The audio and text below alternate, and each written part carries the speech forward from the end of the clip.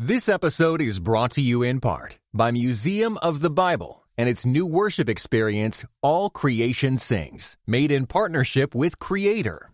Step into an immersive room with vibrant visuals, soundscapes of praise, and interactive displays illuminating the story of worship. Get tickets at museumofthebible.org/ACS.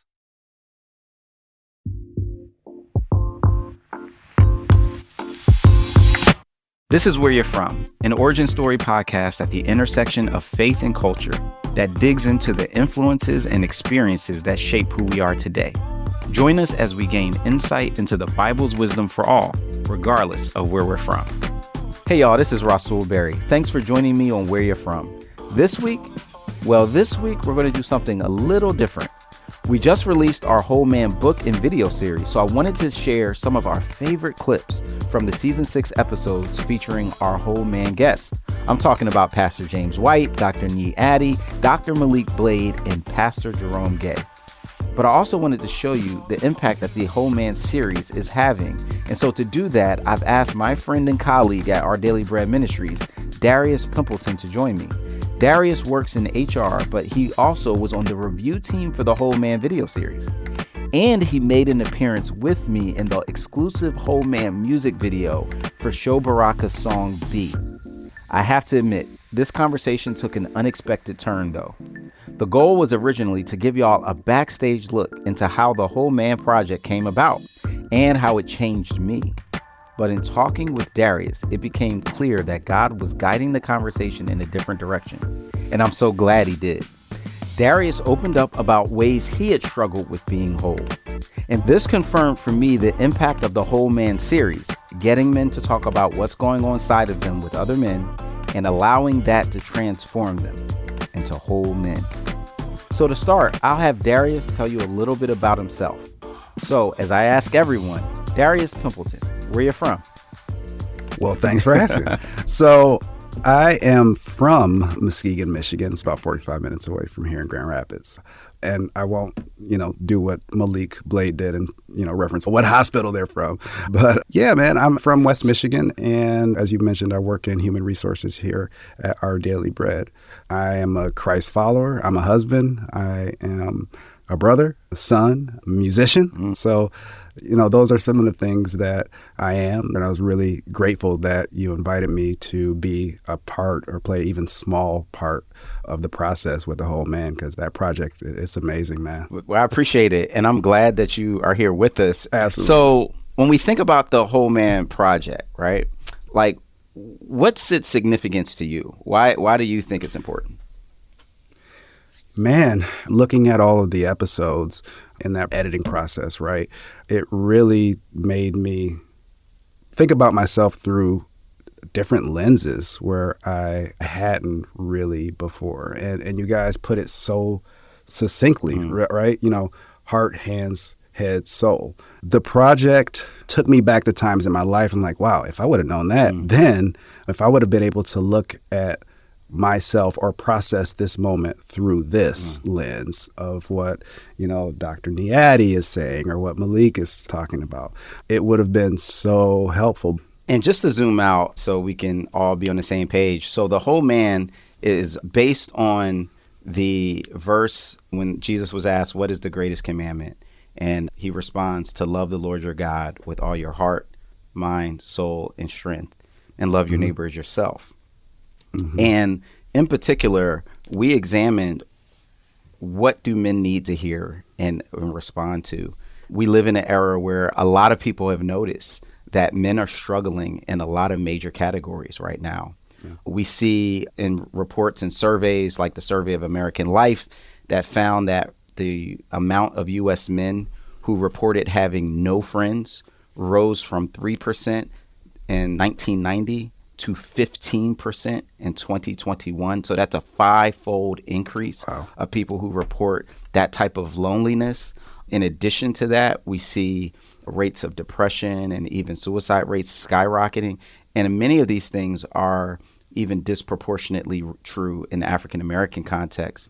And so men are dropping out from college in record numbers, work, family life, marriage, And we saw that we needed to create a resource that helped men understand and help the body of Christ understand that God cares about us holistically, right? Yeah. And that commandment that Jesus shares, which is part of the Shema in Deuteronomy chapter 6, and he reiterates in the Gospels, that when we put everything, all of our whole selves, through the lens of the gospel, and we offer those things to God, our head, our heart, our hands, and our soul, then we're able to be whole men, not compartmentalized. Oftentimes in the church, we just focus on, okay, I need to have a better prayer life, or I need to read my Bible more. And those things are, of course, important, but it's also important to recognize that what I do at work is significant. Most of us spend more time at work than anywhere else. And so hands refers to this aspect of loving the Lord your God with my strength, right? The force of my efforts. What do I do with that? Head, we focused on mental health because there's a mental health crisis. And the thing about the scriptures is it has a lot to say about our thought life, about our meditations, about the things that we think about, and how we can, when offering those things to God, that he can give us a greater sense of reality, a better sense of ourselves. Heart has to do with our relationships and our emotions, the emotional inner world. A lot of us grew up in a space where men weren't supposed to express emotion or to share hard things, but that's counter to what the Gospels share. And then finally, soul. And that is just the part of us that really reaches heavenward. And so because this was such a big topic, we wanted to capture it in the book, where we have these articles that reflect on each of those aspects. 10 articles on head, 10 on heart, 10 on hands, 10 on soul.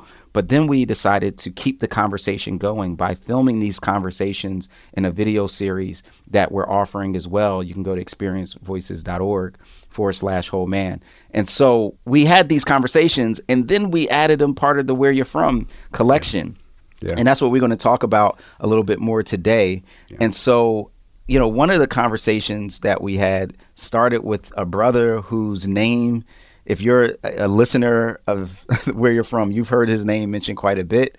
Both Lecrae and Sho Baraka mentioning coming to faith at a Impact 98 conference where he spoke and brought down the house. I remember I was there at that conference. It's one of the most memorable messages. And his name is Pastor James White. Talk about your experience and the impact that that made, even in that moment. Did you know that it was that impactful of a moment in the moment?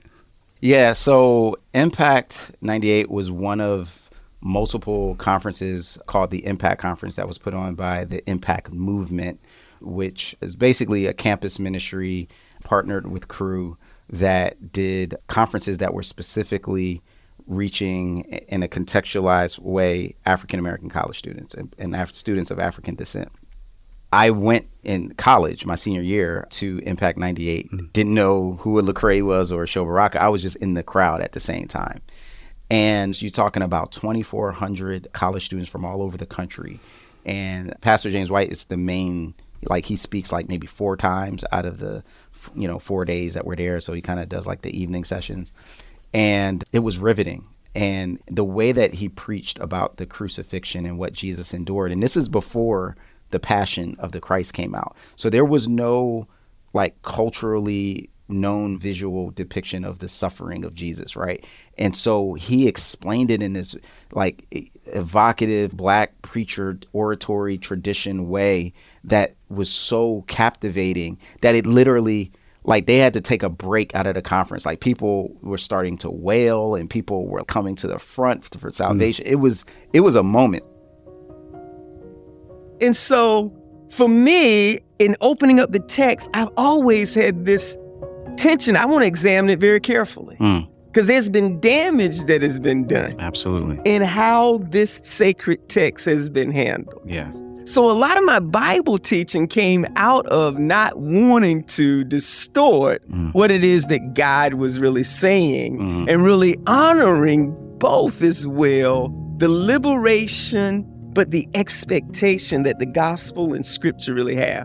So as a Bible teacher, that's why I was very careful. And I was also very careful as well to understand the beauty of the historical Black preaching tradition. And the beauty of that tradition, again, we've allowed others to interpret it. It wasn't just sounds and grunts and groans, because even that had intellectual realities of understanding a preaching moment when you're talking to an audience that can't read. So you, again, going to have inflection to your voice because this is going to be important. So I wanted to honor that tradition of communication. Has got to be like poetry. It's got to communicate in a way that people can see the scripture as well as hear the scripture. So in that moment, I knew I had to do a message that dealt with Jesus and the crucifixion. And I simply just said, how do I communicate this in a way that people could see it? I don't remember every message that, I've ever heard, but that one I absolutely remember. So when we talked to Lecrae and Show, and they talked about that moment being the moment where they decided to follow Jesus, I knew exactly what they meant because I was also captivated by that. I'm curious, Darius, what were your impressions from hearing from Pastor White? Well, I really enjoyed that episode. One of the things that, and it was such a quick moment, but one of the things that really grabbed me was when he was talking about titles in the Black church. But now this is a very different time period because in the 60s and 70s, the church, especially in the rural area, that was the place that was the safe place. So I grew up in a time period that historians write about because the church became the place where you had identity. So you had to call Deacon Seymour. Right. Because this was the only place he had identity of really being called who he should be called because of the world that he lived and not worked boy. in. And not boy. Or even worse. Or even worse. Right. Exactly. Yeah. So titles and names and that gets misunderstood sometimes does. as overly caring about status and that kind of thing. But it was where you learn etiquette. I mean, I learned etiquette in the church in many ways. Yeah. You learn how to treat people. You learn how to look people in the eye. In a Jim Crow world where my dad sometimes and my mom said, you stare at people too much.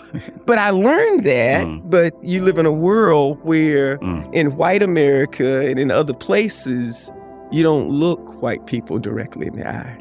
But the church would build this construct and concept of really what it means to be human. My background, I'm a pastor's kid, so I have been in church my whole life. And back then, you're a kid. If you messed up and didn't call somebody by their title, my mom would be like, oh, put a handle on it. People will correct you if you don't call them deacon or minister. But him putting it into the context of, decades ago, years ago, the Black church was where Black people had identity. Whereas it would have been, 60s, it could have been boy, you know what I mean? So having that place where you have identity, when he said that, I'm like, oh, that makes so much sense. It was really a light bulb moment. Yeah. And the way that Pastor James talked about this aspect of dignity, of respect that was attached to the name and the title took on greater significance. And I loved him bringing that up. And I'm also glad that not only did he contribute to the Whole Man book, he also is one of the featured guests in the conversation on Heart that he and Dr. Eric Mason, it was a phenomenal conversation. And they got deep. They got deep talking about some of the trauma and emotional trauma and things like that. And that's where it helped me to see the relationship between our emotions and our ability to make deep friendships as men and our mental health, which is another thing that we kind of talk about in Whole Man. I'm curious about what you experienced in that conversation, because you mentioned growing up in church. That's not one that often we have in church. So how did you respond to the head component of the Whole Man? Well, so one of the things from the conversation with James White that really, again, kind of took me back when he was talking about essentially having the difficulty with Black students thinking that he was too white, right? But the white students thinking he was too militant. It was painful because often especially being the only Black male in college preparatory classes. I remember the big deal it was when I became a part of the Beta Club in elementary school. Beta Club, what's that? That's an academic honor society. Okay. And I remember when I became that, and it was such a big deal, but Black students, again, because of not having some of the realities of hope and dream, because now in Currituck County, my mom was the most educated person in the county other than the pastor. And there would be principals that were Black that would come in and out. But in the county, Mrs. White, Mrs. Etheridge, and other teachers, that was the highest degree that you had. Right. And even to this day, there are no Black lawyers in Currituck County. Even to this day, no Black doctors. Growing up, I never even had a chance to even see a Black doctor until after college even. Wow. But for me, it was difficult because I was often misunderstood. Because African-American students felt like, okay, is he being white? And then white students felt like I was too militant. So when I was younger, we went to a Black school through elementary school, right? Then we transferred to a school not that far away, but it was really a very largely white school. So I remember growing up at the predominantly Black school, and this was late 80s, early 90s. So I was kid. I had my box fade. I had, but I also had very bad eyesight with glasses. And so late 80s, early 90s, there was a show on TV. Yeah, you know where I'm going. Oh, no. Not the suspenders. I didn't even need the suspenders, man. Yeah. So you can imagine what that would do. But we got to tell the people who weren't around back then. I know it. Say the name. So there was a character on a show called Family Matters played by Jaleel White named Steve Urkel. Right. So in both places, it was Urkel, Black school, white school. So in both places, they both it came up. Right. But I remember being at the predominantly Black school, and it was similar where I wasn't Black enough for the Black students. Right. I talked a little different. I wasn't sagging, and, I had good grades. And so, you can get talked about for getting good grades, which is ridiculous. But so I take that, then we move to the school, and it's almost like being viewed as the stereotype in some ways. Unfortunately, the stereotype was Urkel. But for me, in my experience, it was the expectation was that I needed to be the other things that they saw on TV, right? And just being treated very differently. So finding an identity in a place where, not Black enough or having the expectations of being a stereotype, right? Like that was really tough. And what was it about what you experienced in the Whole Man Project or the Where You're From conversations with some of these guests that spoke to that? Well, component? Thinking about it, it's one of those things where I wish I would have known back then or been aware, right? Something that Dr. Nii Addy said.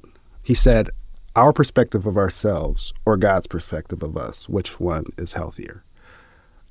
I just started thinking, I'm like, okay, what does God think about me? I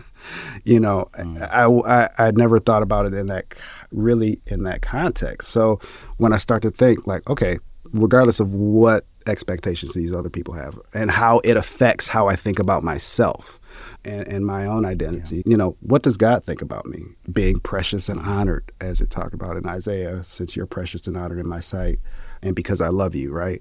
God has value for me, being accepted, loved, and forgiven. These are the things that God thinks about me.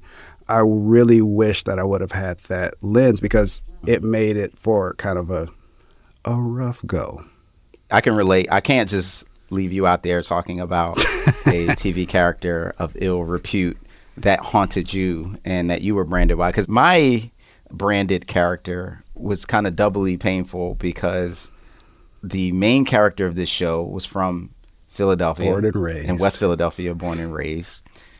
And I was in Philadelphia, but I was being labeled as his short cousin in the show because of my personality and nonconformity to what the expectations of my class. Yes, we are talking about Carlton Banks. That's who I was associated with in high school, like literally in the yearbook.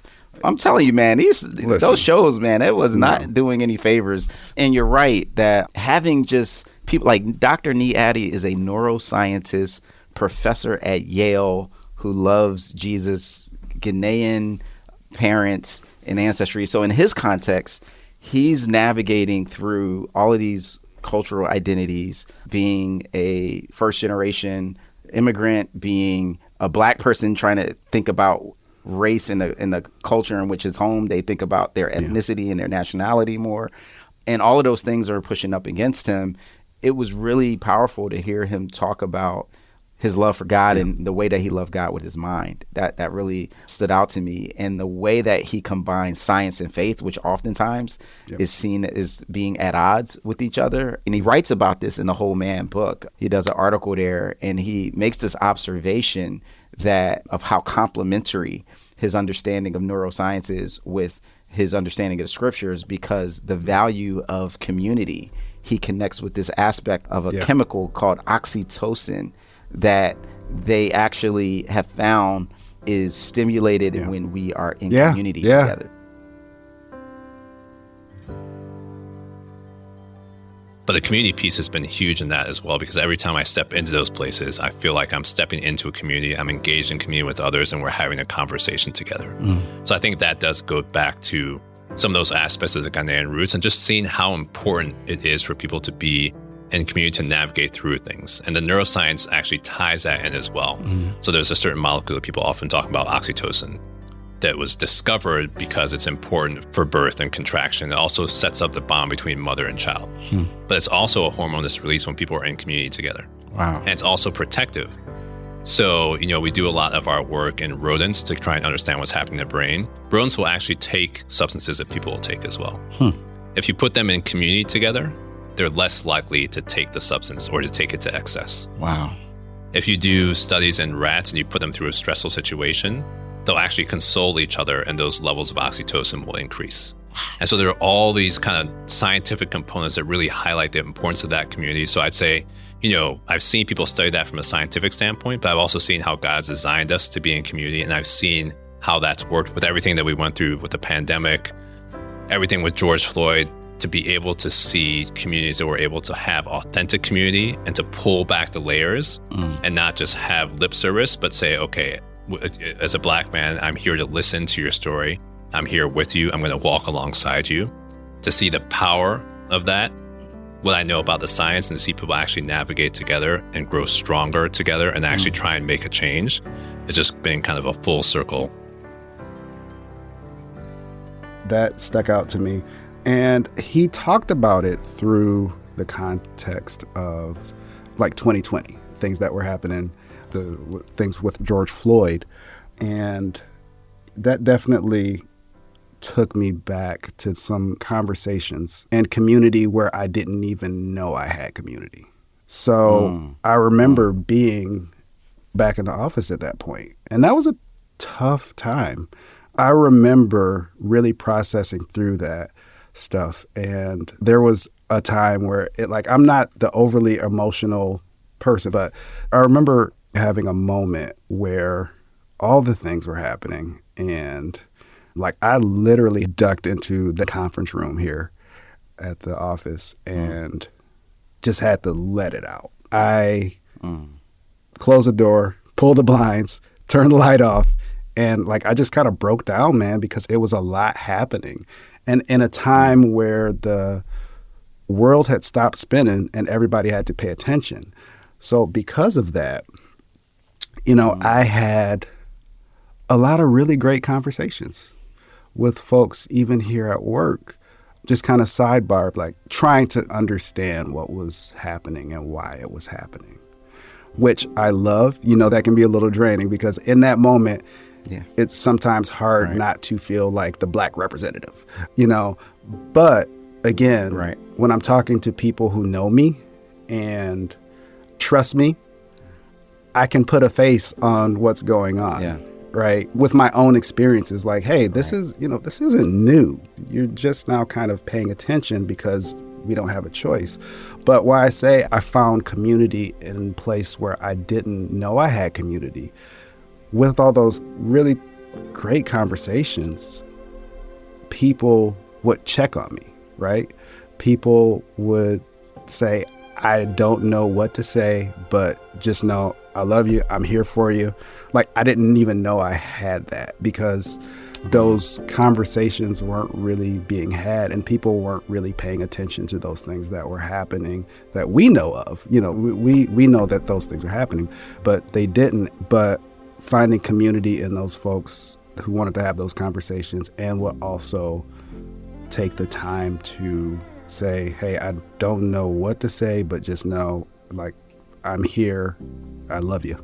And I think all of that to me is why we need each other and why we even designed this video series for The Whole Man to be watched and discussed in groups, because that kind of begins to melt away the loneliness and the epidemic that there is in our world, and also begin to help us see you don't have to be a certain version of what this looks like, right? And I think that's something that I love about this series, is that you get to hear from a lot of different voices. You get to hear from artists like Sho Baraka. You get to hear from neuroscientists like Nii Addy, or cultural critics and thought leaders like Pastor James White.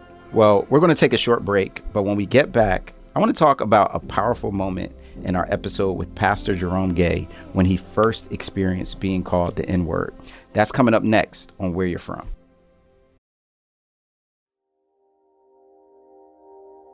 This episode is brought to you by smallgroups.com.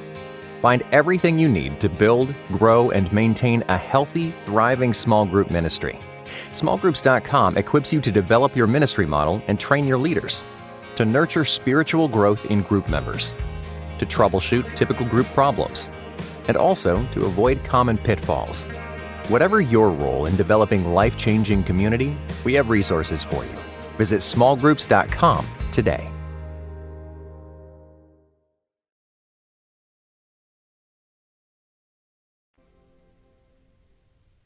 Hey y'all, before we get back to my conversation with Darius Pimpleton, I want to share a quick teaser from our next episode with Dr. Danny Carroll.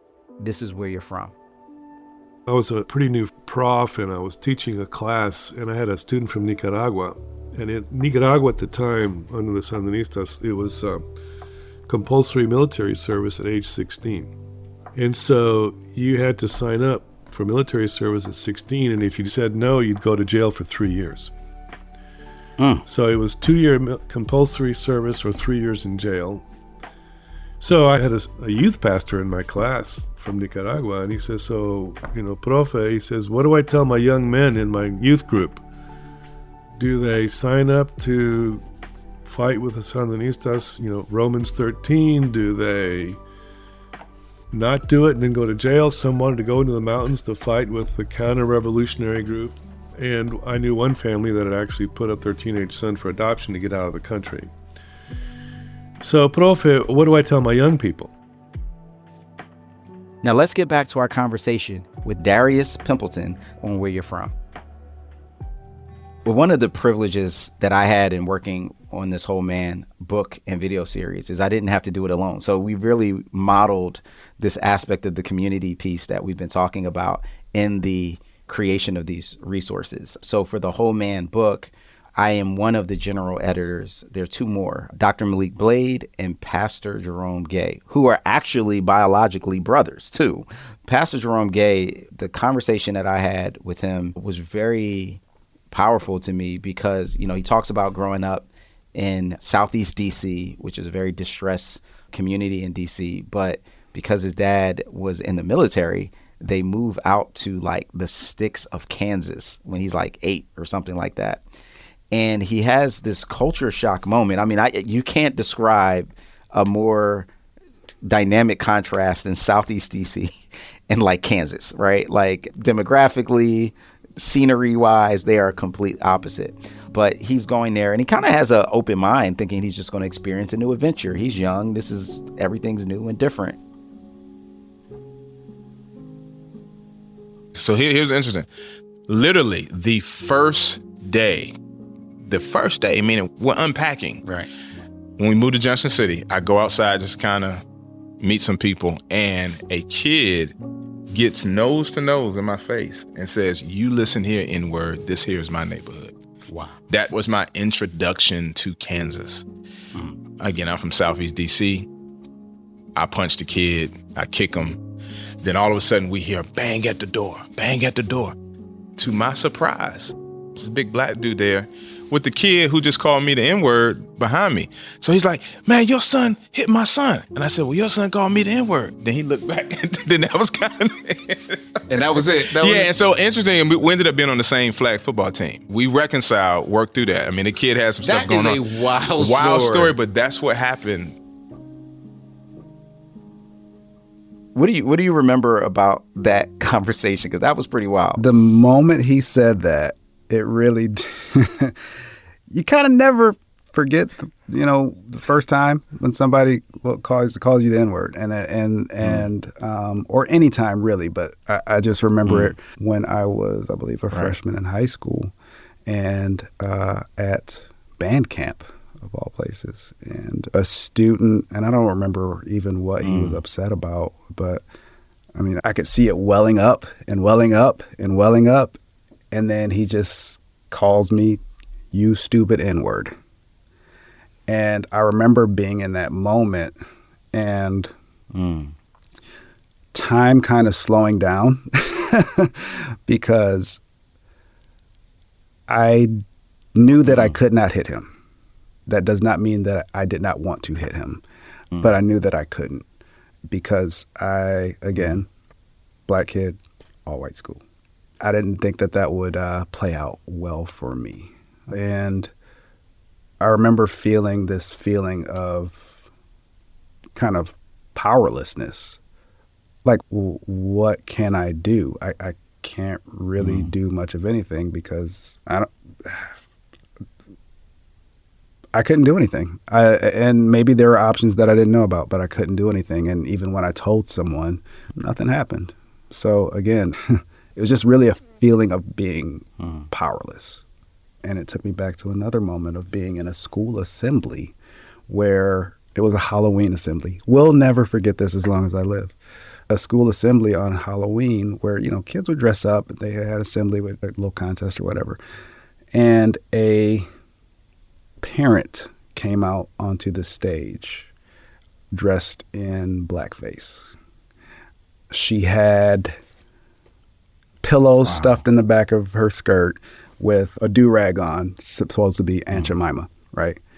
And everyone thought it was hilarious. And everyone's standing up and huge ovation. And again, I remember just this feeling of powerlessness. I'm like, what can I do in this moment that I know is wrong? And it's interesting. I had a teacher, and he was my homeroom teacher, 6th grade. And not knowing it then, but he was very intentional with not making me feel different in a school where I was clearly different. So about 3 years ago, I reached out to him on Facebook, and we met for breakfast because I just wanted to thank him for that. And in our conversation, we talked about that school assembly. And it was so crazy because he told me exactly where I was sitting. He was on stage, and he said, "I looked directly at you just to see how you were doing." Wow. Right? So, yeah. Kind of took me back to those moments. I'm curious, as someone now who, is looking back on that and serves in a ministry context where we want to make the wisdom of the Bible understandable and accessible to all. If you had the opportunity to talk to yourself in that moment or after that situation happened, what would you say? It's a great question. So one of the things that I took from one of the whole man conversations was, I'm trying to remember who talked about it, but someone having a similar experience and starting conversations, right? And he had a panel. Help me out. Who was that? Maliek. That was Maliek. Yeah, it was Maliek. And I would tell myself, you're not powerless. There's nothing wrong with you going to the people, going to, at this point, going to the principal, bringing other people into the conversation and starting a larger conversation. Like, I would tell myself that you have the words to say and your words matter. So, it was a lot of things like that where I just had to sit with it and like, okay, there's a lot wrong here. And the leadership at the school wasn't prepared to deal with it. So to condense the story, there were a lot of situations like that, which led to me saying, okay, let's address this. So as a sophomore, I put together a panel discussion at the school about race.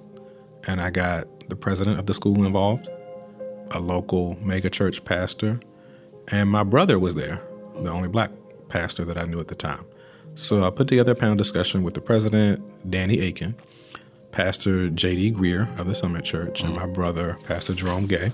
And we had the first of its kind, a discussion about race at this Southern Baptist school. Had over 300 in attendance, and many were blown away that it wasn't a school-hosted event. It was put together by one student. Wow. Okay, there was a lot to unpack from what you just shared. I'll start with just shock of the things you experienced from your roommate itself. What do you remember? Because on the one end, there's this kind of, I guess, story of greater trust and self-disclosure that's happening. But then on the other end, there's also this like self-disclosure that's revealing some deep problems. So like, how did you think about that at the time? And how did you process that? Yeah, I'm glad you asked that, because as I look back on it, I didn't feel worried. I just was like, wow, he's really messed up. Right. Even with being the minority there, I observed things, and I just remember thinking, wow, they're tripping. But I wasn't moved. Right. And I just said, let me try to help. Yeah, and that sense of power and that sense of opportunity and even dignity again, I think in that moment, in that assembly and at that band camp, that is what was at least attempted to be undermined in that moment is you are worth less than others. You have less significance than others. And those messages, whether it's racially or if it's some other way, those things kind of get lodged into our souls at an early age. And I think that's one of the ways in which the value of mental health and talk therapy and processing these things comes out. In Proverbs chapter 20, verse 5, it says, a man's thoughts can be like a deep well, but someone with understanding can find the wisdom and draw it out. And that reminds me of the importance of why it's so valuable and healthy for us to take seriously the mental health process and get to a place where we can find wholeness. When we talk about mental health, oftentimes we think about therapy or a therapist, like official 50-minute, and I have those, and those are great. But any therapist worth their salt will tell you that the best healthy dynamic is to have community, to have people you can have a safe space and talk to who are not necessarily them. And it is good to know that friendship and healthy relationships with a spouse or a family member can also do those things. And speaking about healthy relationships or unhealthy, one of the more dramatic and intense conversations that we've had in this whole man series of Where You're From is when Jerome Gay talked about discovering his dad's drug use because his dad told him. So my dad was in the military. He served his time. But once we got back to D.C., I always talk about that long road down Benning Road in Southeast D.C., where you have this landmark that everyone knows about is the shrimp boat.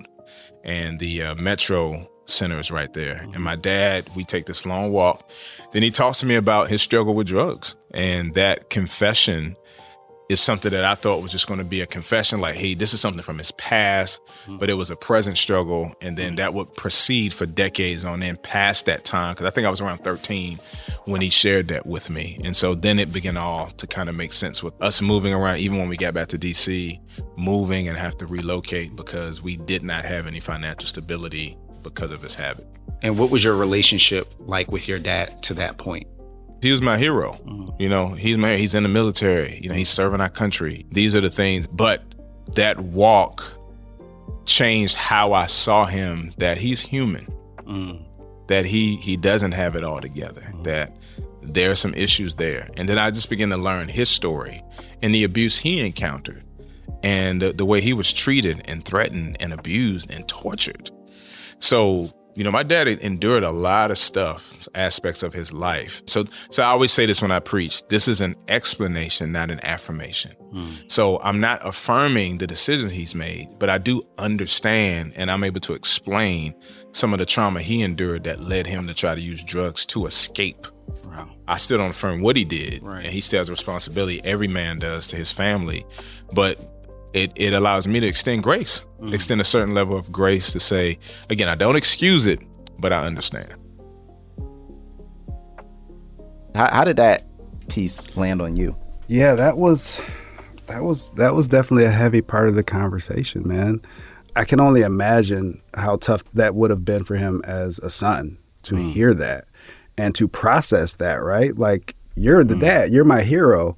So I had great relationship with my dad while he was here, right? He passed away.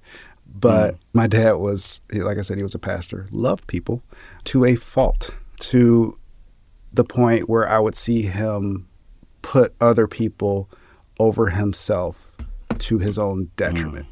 So my dad had heart issues, right? And someone called him and they needed counseling. They were having a tough time. And I knew that day he was literally popping nitros because he was having chest pains. Yet he still drove to meet with this person. And it was infuriating for me as a son because it's like, we want you here. Like, this isn't healthy. So I found out where he was and where he was meeting, and I drove there and I walked up to his counseling session and I said, listen, hi, we don't know each other. I'm his son. But what I'm going to tell you is right now he's having chest pains, unapologetically. We can't just leave the folks hanging. What happens when you show up to your dad/pastor's therapy session saying he got chest pains, he don't need to be here? What happens? Yeah. My dad wasn't happy. I'll just say that. I imagine. But he did not immediately leave. So I asked the server to sit me at the table right next to them. So I'm just going to make it awkward.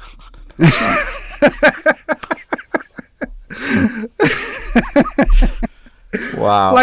Like, Dad, I love you, but I'm going to protect you from yourself right now. So I sat there and let it get awkward to the point where they ended the conversation. And then we left. Honestly, he had words and I did not care because I loved him. And I knew I was loving him more than he was loving himself in that moment.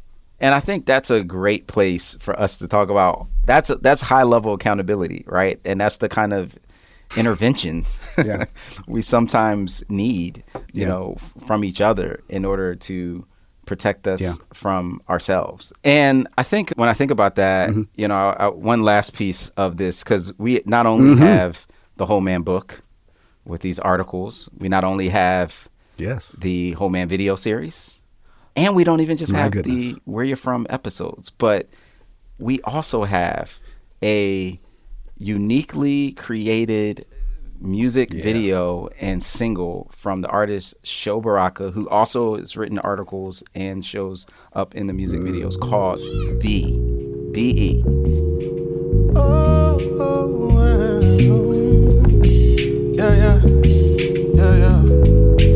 Hey, heart and soul, be healed.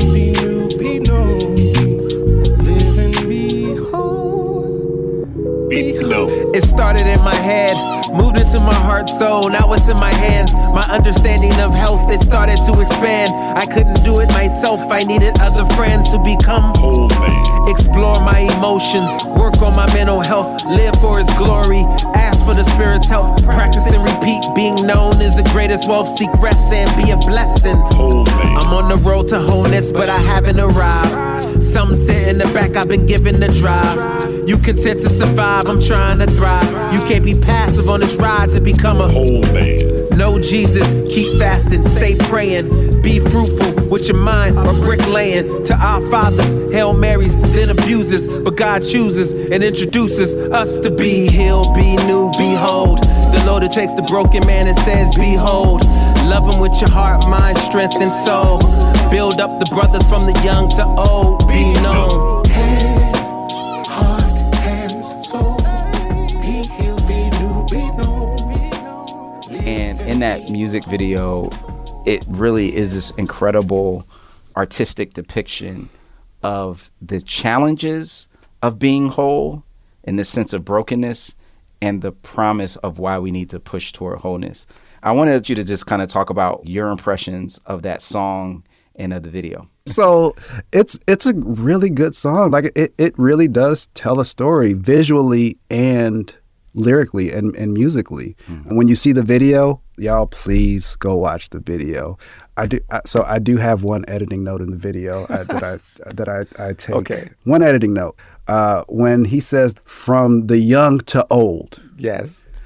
Right when he says the word old, like the exact moment, y'all put my face on the screen. And I'm like, what kind of stuff is this? Like, what y'all trying to say? Like, I'm not that old. That was, I'm sure, an oversight. Oh, of the editing team. Oh, I am sure. I think I they got wanted words to put you in the young part, and then it just had to slide over a few. Yep. No. I'm going to the anonymous suggestion box. Oh man, I want to nerd out on one particular piece that I was excited. You know, when you are producing content and you're working with a director, Show directed the video. I want to shout out Matt Huizinga, who works with Our Daily Bread, and he was director of photography. So I've worked with Matt for several projects, including Juneteenth. So I know that sometimes you throw out an idea and it doesn't really stick with the director. It's not on you. But one idea that I had that I was so grateful to see it play itself out was to use the picture of kintsugi as a symbol for wholeness. So kintsugi is the Japanese art of essentially taking broken vases and putting them back together again with gold in the places of the fractures, right? So if you can imagine a broken vase, but it's put back together again, but everywhere where there were cracks, those cracks are now artistically rendered with gold sealant. Yeah. And so you see the theme throughout the video of the vase being broken, which represents the different aspects of the show's life, whether it's at work, whether it's at home, in relationships, that's heart, whether it's in the therapy session with head or by himself as he's wrestling with his soul. Yeah. There's this aspect of brokenness, but then you also see, he says, behold, the Lord can take a broken man and make him whole. Yeah. Love him with your heart, strength, mind, and soul. And that aspect of being whole is what's possible when we take all the different pieces of ourselves, our past, our relationships, our inner world, our work, our need for rest, and we offer those up to God. He can take those broken pieces and make artistic restoration out of them in the art of kintsugi. And I think we see that in the video. And I'm grateful that we've also seen it in your life, to see you actually talk about your own journey of ways in which that brokenness has happened and then see the wholeness from it. I guess I'll just get you out of here with that one last question. Like, when you think about your journey to wholeness and, you know, the soul component with the head, heart, and hands, what do you reflect on? What would you want to share about your own journey and experience? Yeah. Well, journey is really the right word for it, because it's a perpetual journey. you don't arrive. And to be really vigilant about all 4 areas, because I never really looked at how much they're connected and how much one can feed into the other and can affect the other. So at this point, after hearing more about the concept of the whole man, I'm really more intentional, gaining spiritual practices to continue to grow, to continue to evolve on the journey, getting those tools with this project and hearing from, super knowledgeable people and professionals like yourself and Jerome Gay and Dr. Maliek Blade and, James White, hearing from you all and your experiences, what you learn from those experiences and how you grow into wholeness, right?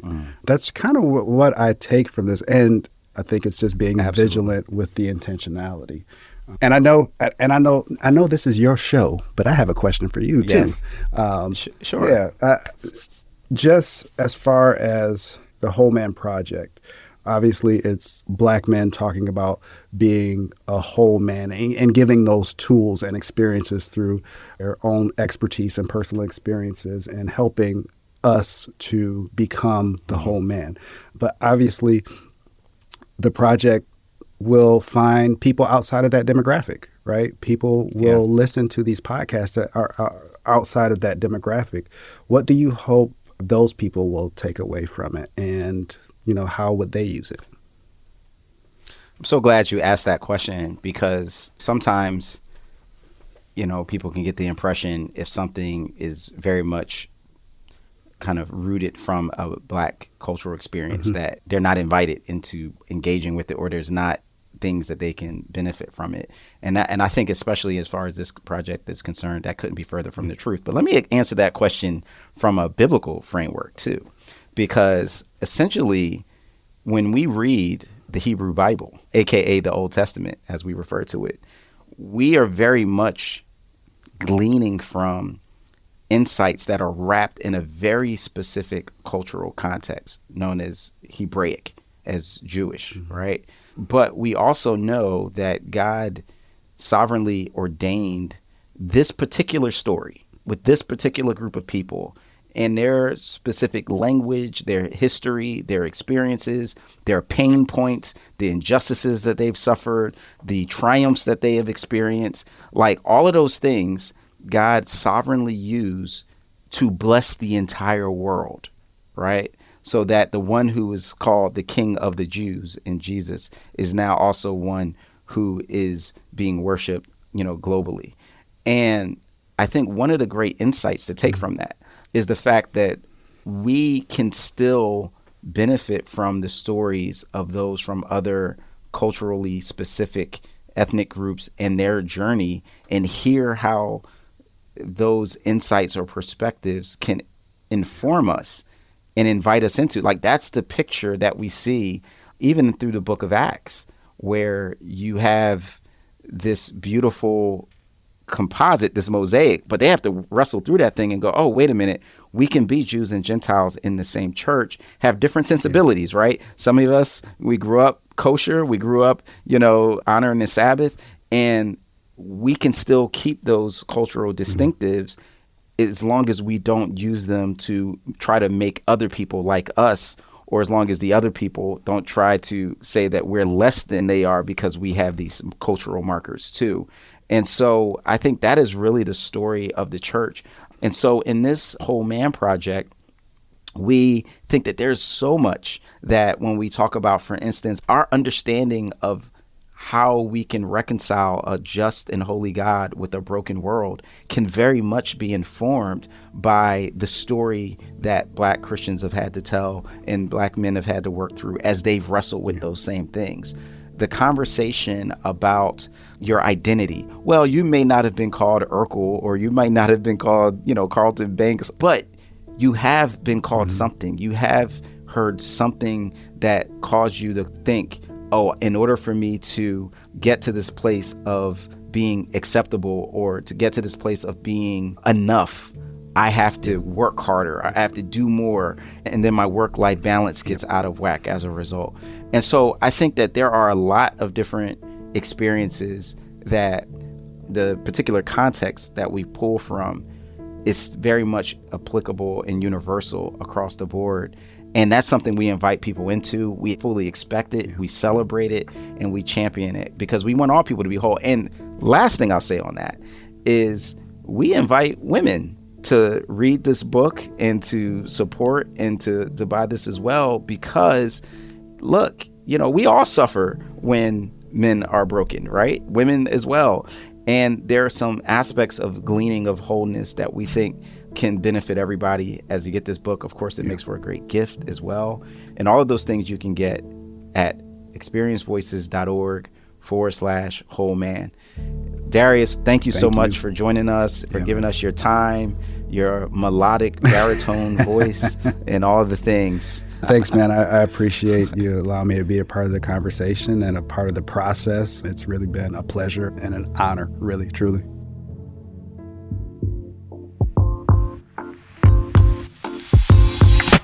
This is Where You're From. I'm Rasool Berry. And remember, it's not just about where you're at, it's also about where you're from. This show was produced by Ryan Clevenger and Mary Jo Clark. I also want to give a big thanks to Darius for helping me not only with this episode, but also for the helpful feedback he gave on the Whole Man Project. I also want to thank listeners Mark Renard and Jeremy Wolcott for their help in supporting and promoting Where You're From. Thanks, y'all.